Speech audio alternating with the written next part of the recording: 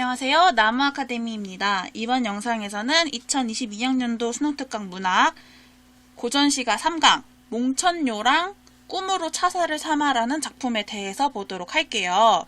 몽천요는 연시조고 꿈으로 차사를 삼아는 시조에 해당해요. 1강에서 고대가요 나왔고 향가도 나왔고 2강에서 고려소교 나왔으니까 이제 시조가 나오겠죠. 두 작품 다 꿈이라는 시어가 나와요. 따라서 두 작품이 같이 출제된다면 당연히 꿈의 의미를 비교하는 문제가 출제되겠죠. 아니면 현실에 대한 시적화자의 정서 및 태도를 비교한다거나. 우선 몽천요는 작품의 제목을 먼저 보면은 꿈몽, 하늘천, 노래요예요. 꿈속 하늘에서 있던 이야기를 노래한 거라고 생각하면 됩니다. 몽천요 먼저 읽어보도록 할게요.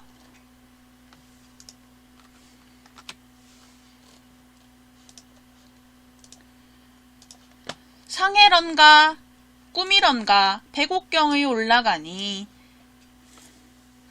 여기서 상해런가? 상해가 무슨 뜻인지 이러면서 고민할 필요 없어요. 모르면 그냥 넘어가면 돼요. 상해인가 꿈인가 이 말을 통해서 상해가 생시라는 건가? 현실인가 꿈인가? 왠지 이게 문맥상 자연스럽잖아요. 생신가 꿈인가 천상에 올라가니. 여기서 백옥경은 다른 작품에서도 많이 등장하는 시어죠. 옥황상제가 산다는 하늘의 궁전으로 보통 임금이 계시는 한양을 의미합니다. 옥황은 반기시나 군선이 꺼리 난다. 천상에 올라갔는데 옥황은 나를 반기는데 군선들이 나를 꺼린다. 나에 대한, 즉 화자에 대한 옥황과 군선의 태도가 대조적이죠. 대조적 표현을 통해 화자의 처지를 드러내고 있습니다. 여기서 군선이 꺼리나다를 보면서 군선 나쁜 놈이다. 이 군선 부정적 시어다. 이거를 바로 알 수 있겠죠. 군선 무슨 뜻인지 몰라도 여튼 나쁜 세력이다. 나를 싫어하는 세력이다. 이런 것은 알 수 있잖아요. 여기서 옥황은 아까도 말했듯이 임금을 의미하고 군선은 화자를 꺼리는 존재, 여러 신하들, 작가의 등용을 반대했던 서인 세력들을 의미합니다. 두어라 오호연월이 내 분일시 옳았다.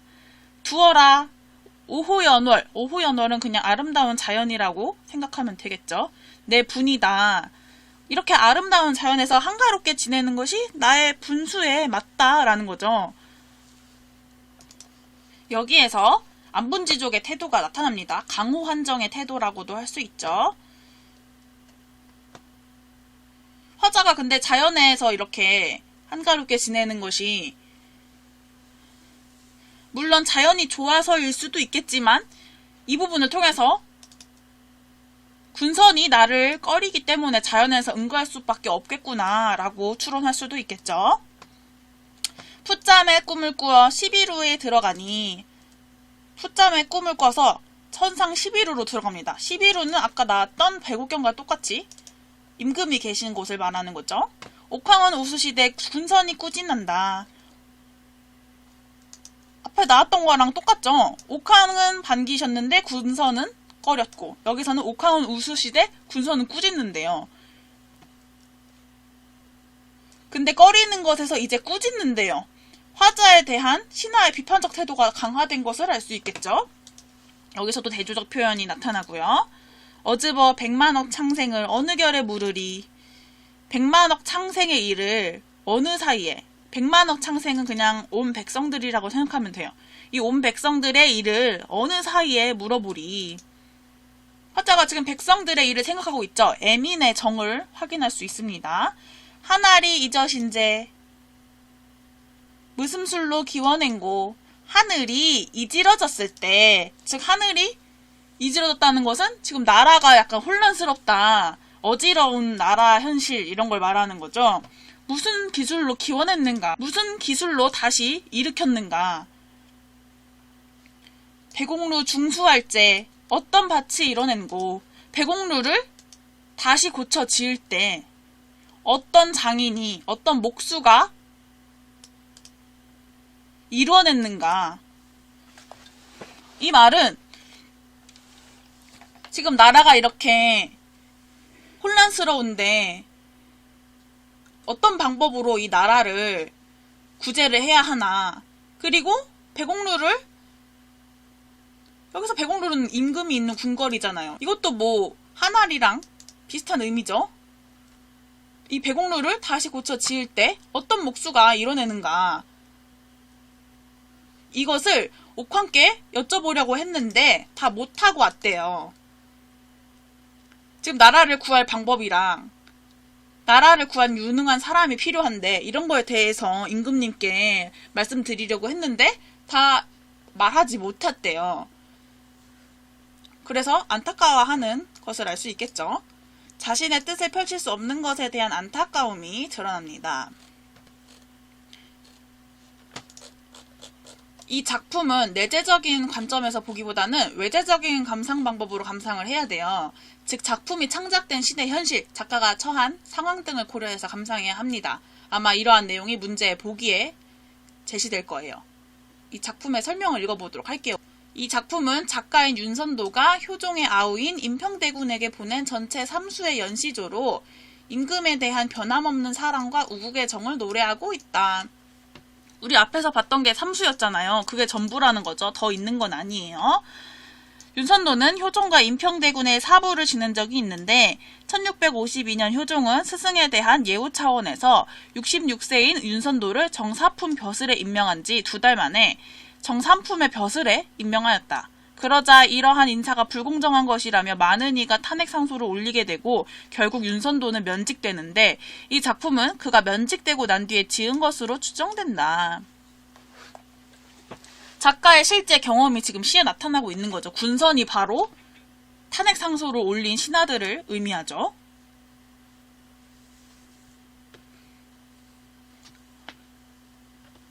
윤선도는 임금을 변함없이 사랑하고 나라도 걱정하고 백성도 걱정하는데 이 탄핵 상소를 올리고 면직을 시킨 이런 사람들 때문에 자신의 뜻을 펼칠 수가 없는 거죠. 이상을 실현할 수 없는 것에 대한 안타까움이 드러나는 작품이었습니다. 그러면 그 다음에 이제 꿈으로 차사를 삼아를 보도록 할게요. 꿈으로 차사를 삼아 먼 데 님 오게 하면, 여기서 차사는 뜻을 보면은 임금이 중요한 임무를 위하여 파견하던 임시벼슬 또는 그런 벼슬아치를 의미하는데 쉽게 말하면은 심부름꾼이라고 생각하면 될 것 같아요. 심부름꾼, 즉 꿈을 심부름꾼으로 삼아서 먼데 있는 임을 오게 한대요. 꿈을 지금 의인화하고 있죠. 그리고 추상적인 개념을 구체적인 대상으로 표현하고 있어요. 의인화 그리고 추상적 개념의 구체화, 이 두 개가 표현상의 특징이 되겠네요. 그리고 먼데 임 오게 하면이라는 것을 통해서 시적 화자가 지금 임과 멀리 떨어져 있는 상황이라는 것을 알 수 있겠네요. 비록 천리라도 순식에 오련마는, 비록 천리라도 순식간에 올 것이다. 꿈으로 차사를 삼으면은 멀리 있는 임이 순식간에 올 수도 있을 것이라고 상상하고 있죠. 그 님도 님두님이니 올똥말똥하여라. 여기서 님이랑 동이랑 반복해서 운율을 형성하고 있죠. 이게 무슨 뜻이냐면은 그 님도 님을 둔 님이니 올 듯 말 듯하다. 내가 님을 사랑하듯이 그 님도 사랑하는 님이 있을 수 있다. 그래서 오지 못할 수도 있다라는 거예요. 임을 오게 하는 상상을 했는데 임이 오지 못할 것이라고도 상상을 하고 있는 거죠. 창의적인 발상이 나타나는 쉽고 재밌는 시였습니다. 따라서 이 글의 주제를 보면은 임을 향한 그리움이 되겠습니다. 이것도 감상 포인트 볼까요? 이 작품은 멀리 떨어져 있는 임을 향한 그리움을 노래한 평시조이다. 꿈을 의인화하는 방식으로 임과 만나고 싶은 소망을 드러내고 있다는 점에서 작가의 창의적인 발상을 확인할 수 있으며, 종장에서는 님이라는 어휘를 반복하여 임을 만나지 못할 수도 있다는 심정을 노래하고 있다.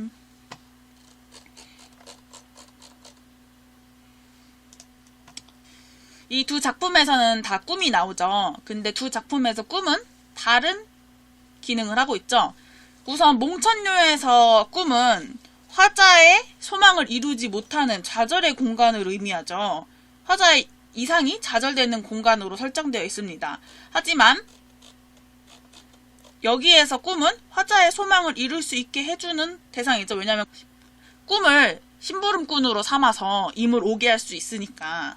따라서 여기서는 꿈이 화자의 소망을 이룰 수 있게 해주는 대상을 의미한다고 할 수 있는 거예요.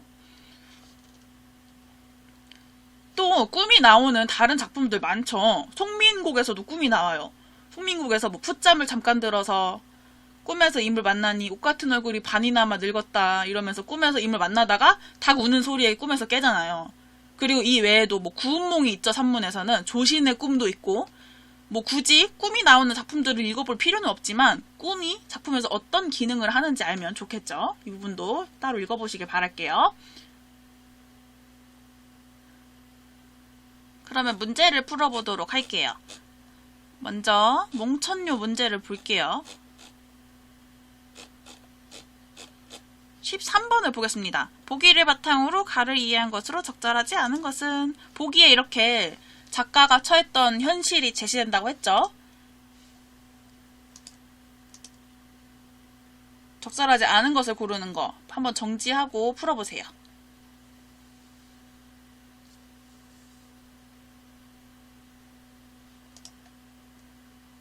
풀어보셨나요? 답은 4번입니다.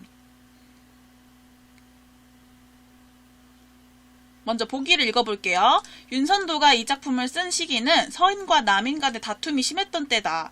이런 속에서 남인에 속했던 그는 유배되어 해남 부용동에 머물러 있다가 66세 때인 1652년에 임금의 부름으로 상경하여 동부승지에 임명된다. 그는 여러 차례 벼슬을 받지 않겠다는 소를 올리지만 효종이 허락하지 않자 상경하여 그 직을 맡는다. 그러나 서인들의 반대가 심하자 윤선도는 노환을 핑계로 벼슬을 그만두고 해남으로 내려가기 위해 도성을 떠난다.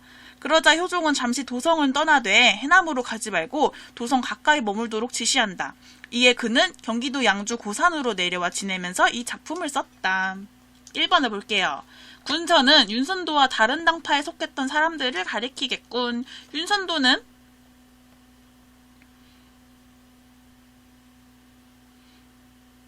남인에 속했다고 나와 있고, 여기서 군서는 윤선도를 반대하던 서인에 해당하죠.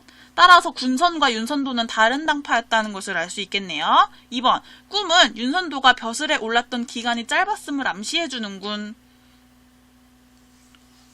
보기를 통해서 윤선도가 벼슬에 올랐던 기간이 짧았다는 것을 유추할 수 있죠. 그 직을 맡았는데 서인들이 반대해서 그냥 바로 벼슬을 그만둔 거니까.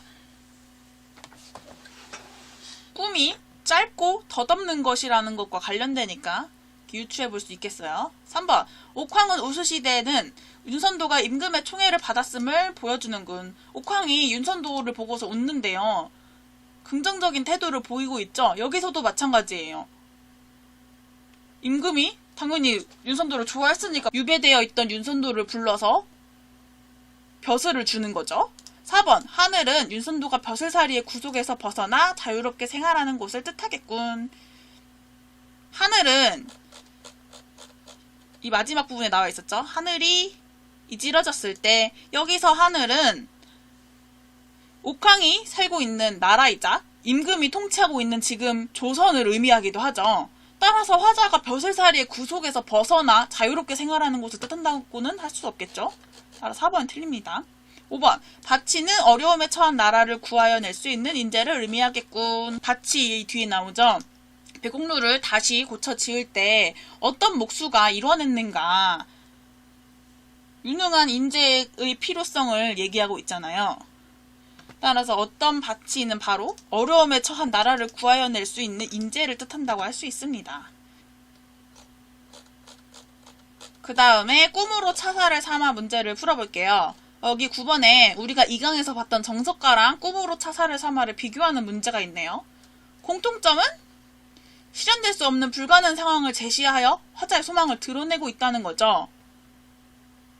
왜냐면은 꿈으로 차사를 삼는 것도 실현될 수 없는 불가능한 일이잖아요. 어떻게 꿈을 심부름꾼으로 삼아요. 이렇게 작품을 하나씩 공부해 나가면서 공통점과 차이점을 정리를 해둬야 돼요. 바로바로 파악할 수 있어야 돼요. 8번을 풀어볼게요. 꿈으로 차사를 삼아랑 이 사설시조랑 비교하는 문제입니다. 이것도 마찬가지로 영상 멈추시고 한번 풀어보세요. 적절하지 않은 것을 고르는 겁니다.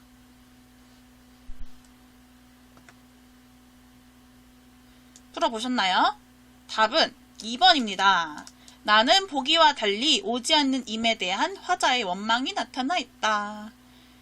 나에서는 이미 오지 않을 수도 있다 생각을 하고 있긴 한데 이에 대해서 원망을 하고 있지는 않죠. 원망의 태도가 나타나는 것은 오히려 복이에요. 한 해도 12달이고 한 달은 30날인데 날 보러 올 하루가 없냐 라고서 원망적 태도를 보이는 거죠. 따라서 2번은 틀렸습니다. 거꾸로 됐어요. 1번 나는 보기와 달리 상대방과의 거리감을 형성한 시어가 드러난다. 바로 천리가 되겠죠. 3번 보기는 나와 달리 연세와 반복을 통해 화자의 정서를 효과적으로 드러낸다. 보기를 보면 중장에 넣오는 길에 무쇠로 성을 쌓고 성 안에 담 쌓고 담 안에 집 짓고 집 안에 이런 식으로 지금 연쇄적으로 연결되고 있죠. 연세법은 약간 그런 걸 생각하면 돼요. 원숭이 엉덩이는 빨개, 빨가면 사과, 사과는 맛있어 이런 식으로 연결되는 거. 연세법이 나타나고 반복법도 나타나죠. 못 오던가 반복되고 여기도 나타나고 이렇게 연세와 반복을 통해서 화자의 정서를 드러내고 있어요. 4번 보기는 나와 달리 오지 않는 이유에 대해 상대방에게 질문을 하고 있다.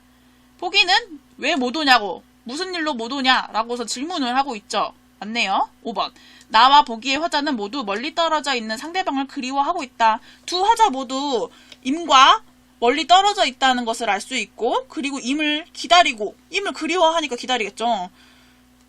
임을 그리워하면서 기다리고 있다는 것을 알 수 있습니다. 공통점이 되겠네요. 이렇게 몽천녀랑 꿈으로 차사를 삼아의 문제를 풀어봤어요. 지금까지 수능특강 문학 고전시가 3강 몽천녀랑 꿈으로 차사를 삼아에 대해서 간단하게 살펴봤어요. 이 모든 자료는 나무아카데미에서 이용할 수 있습니다.